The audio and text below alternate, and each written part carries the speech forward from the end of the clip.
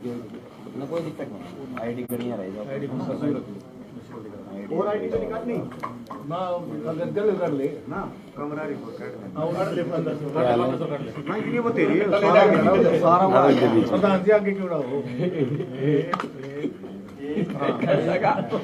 रोड़ा है। बस ठीक है ठीक है, जब जरूरी हो ना 10 मिनट सामने मेरे आगे है। हां वही तो ना, जरूरी उनका सामने ले लेना जी सर।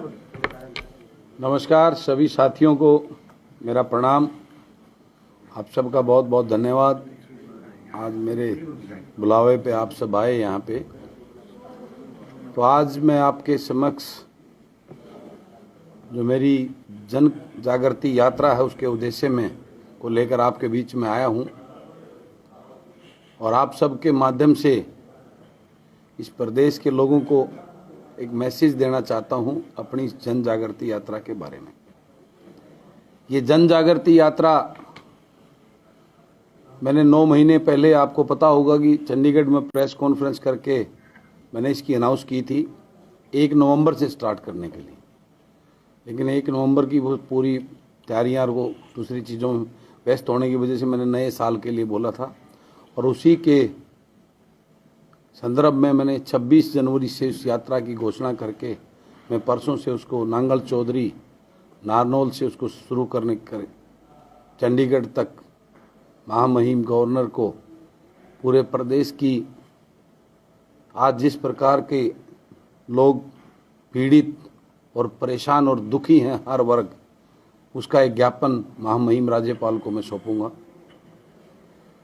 तो मैं आज प्रदेश की कार्यशैली नीतियों की वजह से जिस प्रकार से आज सबसे बड़ी व्यथा है युवा के साथ में जिस प्रकार का खिलवाड़ और एक मजाक बन के रह गया है आज का युवा, उसको अपने भविष्य कुछ नज़र ही नहीं आ रहा।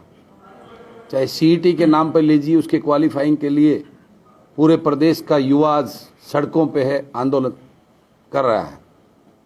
उसी प्रकार के एस्टेट के लिए क्वालिफाई का मुद्दा हो या हरियाणा पुलिस की ज्वाइनिंग का मुद्दा हो या अन्य भर्तियों का मुद्दा हो, आज सरकार ने कौशल रोजगार निगम के माध्यम से एक ऐसा ठेकेदारी प्रथा शुरू कर दी है जिसको यही नहीं पता किसको लगाया जा रहा है। एक मैसेज आता है, वो सरकार की मनमर्जी से भेजा जाता है, उसका कोई क्राइटेरिया नहीं। आपने देखा हो विधानसभा में भी हमने इसके ऊपर पूरी चर्चा और बहस हुई थी।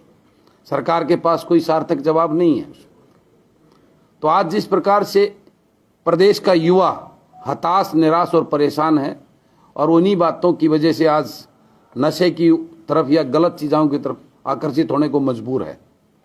तो इस व्यथा को पूरे प्रदेश के लोगों को, उनके बीच में युवा को इकट्ठा करके जागरूक करने के लिए मैंने इस यात्रा का उद्देश्य रखा है। उसी प्रकार कर्मचारी की बात करें, आज कर्मचारी के साथ जिस प्रकार से 2006 के बाद की ज्वाइनिंग के हरियाणा प्रदेश के कर्मचारी इस न्यू पेंशन स्कीम से इतने पीड़ित और प्रताड़ित हैं कि उनको अपना भविष्य उसमें किस प्रकार से उनका गुजर बसर होगा, रिटायरमेंट के बाद में उनको कुछ नज़र नहीं आ रहा। तो उनकी ओल्ड पेंशन स्कीम को लागू करवाने के लिए मैं वचनबद्ध हूँ और निश्चित रूप से उसके लिए मैं पूरे प्रदेश के कर्मचारी को जगाकर उनकी आवाज़ लेकर चंडीगढ़ जाने के लिए मैंने ये यात्रा निकाली है। फिर अगला आता है किसान का। आज किसान के साथ जिस प्रकार से आज बदहाली है किसान की, आपने देखा हो मेरे क्षेत्र में, आपके क्षेत्र में होगा, जल भराव, बेमौसमी बरसात की वजह से आज हजारों लाखों एकड़ पूरे प्रदेश के अंदर जो है बगैर बुआई के पड़ी है। सरकार ने कहा हम उसकी गिरदावरी, स्पेशल गिरदावरी कराकर 7,000 रुपये देने का, लेकिन धरातल पर कुछ भी नहीं है। आज प्रदेश का किसान एमएसपी के नाम पर हो या और किसी नाम पर ठगा महसूस कर रहा है और उसकी जो है ना उसको भविष्य, किसान आज बहुत परेशान और निराश बैठा है। उसी प्रकार से शिक्षा के नाम पर जिस प्रकार का खिलवाड़ सरकार कर रही है, लगभग 40,000 के करीब पद खाली पड़े हैं शिक्षा के। पूरे प्रदेश में अगर बात करें टोटल 1,80,000 के करीब जो है ना खाली पद, रिक्त पद पड़े हैं, जिनके ऊपर सरकार की कोई मंशा नहीं लगती स्थायी भर्ती की जाए। कौशल रोजगार निगम के माध्यम से अस्थायी पदों को भरकर सरकार एक तरफ तो कहती है कौशल रोजगार निगम जो हमने बनाया है वो एक टेम्परेरी बेस पर भी काम ना रुके, चाहे शिक्षा का उसके अंदर 1 साल के लिए टेम्परेरी भर्ती कर हम स्थायी भर्ती करेंगे। लेकिन जब स्थायी भर्ती की बात करते हैं, एम्प्लॉयमेंट की बात करते हैं, तो सरकार का कोई प्लान एजेंडा नज़र नहीं आता। तो मात्र इस कौशल रोजगार निगम के उससे जो है पूर्ण रूप से शिक्षा का भट्ठा बैठ गया है। आज कोई नई वो नहीं है।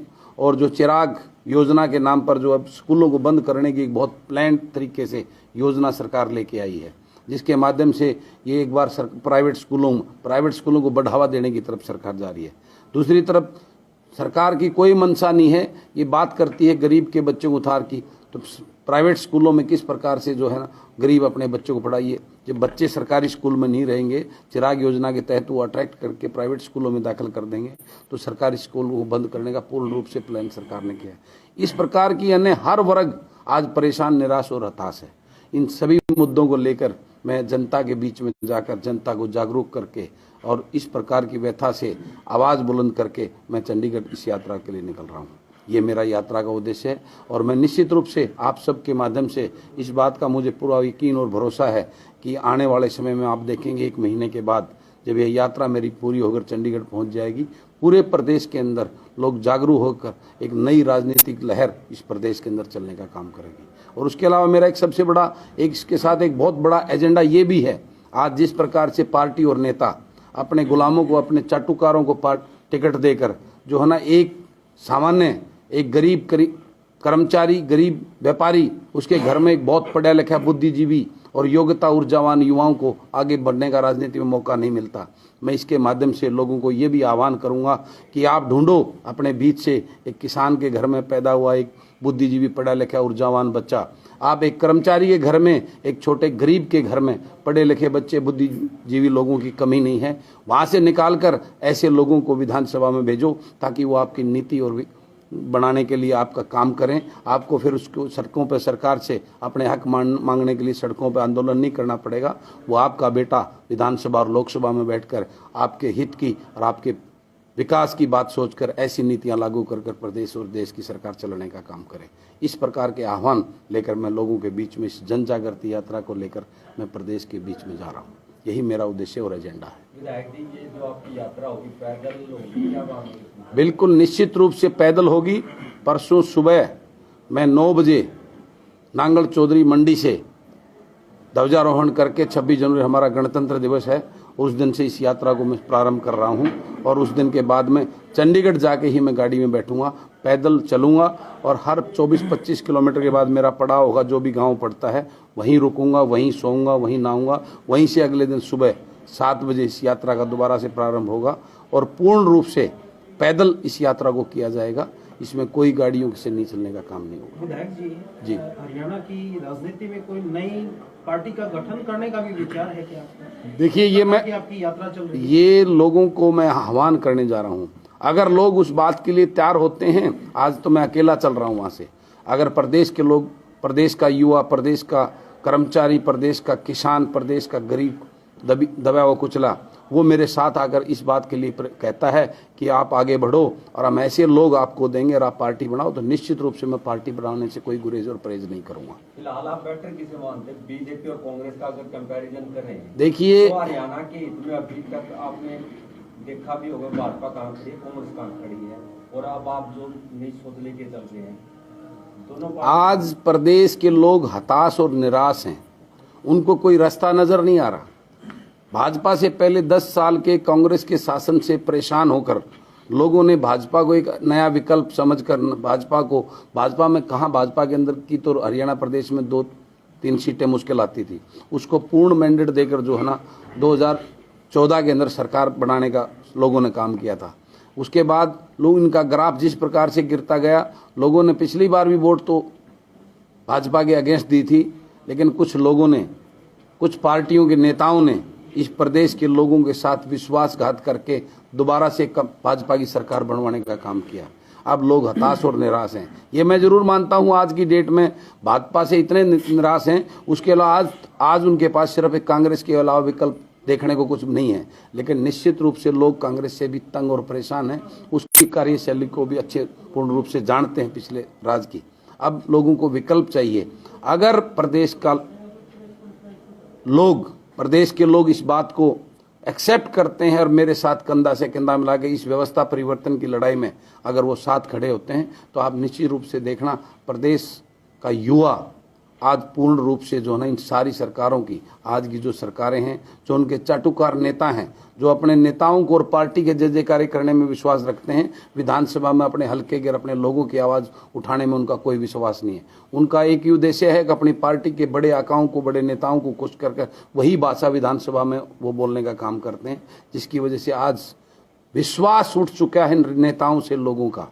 उस विश्वास को बहाल करने के लिए और ऐसे लोगों को, जमीन से जुड़े हुए लोगों को, युवाओं को, एनर्जेटिक बुद्धिजीवियों को मैं बाहर निकालने के लिए इस यात्रा से, तो यही मेरा प्रयास है। और भी निर्दलीय विधायक हैं, क्या उनको भी साथ लेके चल रहे हैं? देखिए, मैं सब हर विपक्ष के लोगों को भी मैं इसके लिए आह्वान और अपना साथ मांगा है। ये लड़ाई जो है ना आज व्यवस्था की बदहाली के खिलाफ है। आज ये मेरी यात्रा, ये मेरी लड़ाई, ये युवाओं के भविष्य के लिए है, ये कर्मचारियों के भविष्य के लिए है, ये गरीब कुचला हुआ जो पिछड़ा है उसके भविष्य के लिए, उसके बच्चों के भविष्य के लिए, उनकी रोटी के लिए। मैं ये कहता हूँ, सरकार कहती है हम फ्री चीज़ें देंगे, क्यों ऐसा फ्री का? उनको भिखारी बनाने की सोच सरकारें करती हैं, उनको आगे बढ़ाने की सोच क्यों नहीं करती? आज मिनिमम वेजेस जो है वो 350 के करीब है। अगर उसी वेजेस को 700 रुपये कर दिया जाए तो, और एक सुनिश्चित किया जाए प्रत्येक गरीब परिवार से एक आदमी, उसको 30 दिन का जो है ना काम मिलेगा। जब उसको 21,000 रुपये की सैलरी मिलेगी तो उसको किसी भीख की जरूरत नहीं है, किसी इनके कटोरे लेके इनके दरवाजे पे सरकार के उसके पे खड़े होने की जरूरत नहीं। मेरा ये वादा है, मिनिमम हर घर से 30 डेज का एक वेजेस वो काम मिले, हर घर से, गरीब के घर से, और 700 रुपये से कम उसका जो ना पर डे का वेजेस होगा। जिस दिन ये चीज़ हो जाएगी, सरकारों को कोई फ्री चीज़ देने की जरूरत नहीं है। इस टाइप की व्यवस्था जो उसके बारे में आपका किसका शोषण हो रहा है? खिलाड़ियों का। मैं मुद्दा भूल गया, खिलाड़ियों का मुद्दा मेरे एजेंडे में नंबर 3 पे मुद्दा। हमारा प्रदेश पूरे देश की शान है खेल के मामले में। जो मेडल लेके आते हैं उसमें 80% मेडल देश का नाम रोशन करने के लिए हरियाणा प्रदेश के खिलाड़ी लेके आते हैं। लेकिन प्रदेश की सरकार ने आज भट्ठा बैठा दिया। भाजपा के लोग कहते हैं, भाजपा के सांसद ये कहते हैं ये मेडल हरियाणा से ही क्यों आते हैं। जिस प्रकार की आपने देखा होगा, हमारी हरियाणा प्रदेश की हमारी बेटियां जिन्होंने मेडल लाकर पूरे संसार में, पूरे वर्ल्ड में इस देश का नाम रोशन करने का काम किया था, उनका किस प्रकार से शोषण जो है ना ये जो सरकार के सांसद और जो बैठे मठाधीश उनका करते आ रहे हैं, जिनके खिलाफ अभी पिछले दिनों चंडीगढ़ में उन्होंने अपनी एक लड़ाई लड़कर उसके खिलाफ आवाज़ बुलंद की थी। तो ये खिलाड़ियों के साथ इतना बड़ा इस सरकार की, ये सरकार जो है ना युवाओं को, खिलाड़ियों को, सबको जो ना उस लेवल पर ले जाना चाहती है। एक भिखारी की तरह इनके दरवाजे पे, इनके सामने खड़े रहते हैं, सिर्फ एक वोट इनको दें और उनको जीने के लिए इनको भोजन देता रहें, यही एक विचारधारा है। मैं खिलाड़ियों को, आज हमारे हरियाणा प्रदेश की शान है हमारे खिलाड़ी, हमारे बेटे बेटियां, भाई बहन, उनके लिए जो ना सरकार को सोचना चाहिए। ऐसी सरकार चाहिए, ऐसी सरकार प्रदेश में होनी चाहिए जो सरकार, खेल विभाग तो एक स्पेशल ऐसा होना चाहिए जिसके अंदर अपने खिलाड़ियों को ऐसी नर्सरियां तैयार कर चाइना और अमेरिका की तरह 100 तालिका के अंदर, जो मेडल तालिका, पदक तालिका के अंदर 100 से ज़्यादा मेडल आएंगे। उसकी वजह से आज हमारे यहाँ प्रतिभा युवाओं की कमी नहीं है, लेकिन सरकार की नीतियों की वजह से ही आज सरकार को पद पाओ और मेडल लाओ और नौकरी पाओ और बड़े बड़े इनाम पाओ की जो नीति थी वो महज एक जुमला बनकर रह गई है। आज हर खिलाड़ी हताश और निराश बैठा है। तो ऐसी सरकार चाहिए प्रदेश के अंदर जो इन खिलाड़ियों को प्रोटेक्ट करके आज जो मेडल 15, 16, 20 की संख्या में वो 100 से पहुंच जाएंगे, इस बात का मेरा पूर्ण विश्वास है। किसी प्रकार की कोई जांच एजेंसी आपकी इस पद यात्रा को, मतलब इस गति को रोकने का प्रयास कर सकती है या ऐसे चलती रहेगी निर्बाध तरीके से आपकी पद यात्रा? बंधु, जब तूफान आता है तो वो बीच में छोटे मोटे पेड़ों से नहीं टरता, इस बात की मुझे कोई चिंता नहीं है। मेरे साथ प्रदेश के हर वर्ग की मेरे साथ एक दुआ है, उनकी ताकत है, एक हौसला है, और मेरी सच्चाई और ईमानदारी की इस प्रदेश के लोगों के लिए लड़ाई मेरी सबसे बड़ी ताकत, उसको लेके मैं चल रहा हूँ। मैं इन बातों से डरने वाला, घूमने वाला ना, रुकने वाला नहीं। कितने लोग शामिल हो गए सर इस यात्रा में, और जींद कब पहुंच गई है? जींद यात्रा 3 तारीख को आपके जींद डिस्ट्रिक्ट में जुलाना में से हथवाड़ा गांव से ही एंट्री करेगी, और लगभग एक बारी जींद, फिर हिसार में घुस के दोबारा फिर कैथल की तरफ से दोबारा जींद के अंदर, उचाना के अंदर आएगी। लगभग जींद के चारों तरफ 4 दिन इस यात्रा का पड़ाव रहेगा। और मैं अपील करना चाहता हूँ आप सब साथियों के माध्यम से कि इस प्रदेश की खुशहाली के लिए और आज की बदहाली के खिलाफ मेरी ये लड़ाई आप सब के लिए है। इस जन जागृति यात्रा में अपना सहयोग और आशीर्वाद देकर इस सरकार को सावधान और सचेत करके आपकी आवाज़ को बुलंद करने का जो मेरी यात्रा है, इसमें आप सब मेरा साथ दीजिए। यही मेरी आप सबसे प्रार्थना और अपील है।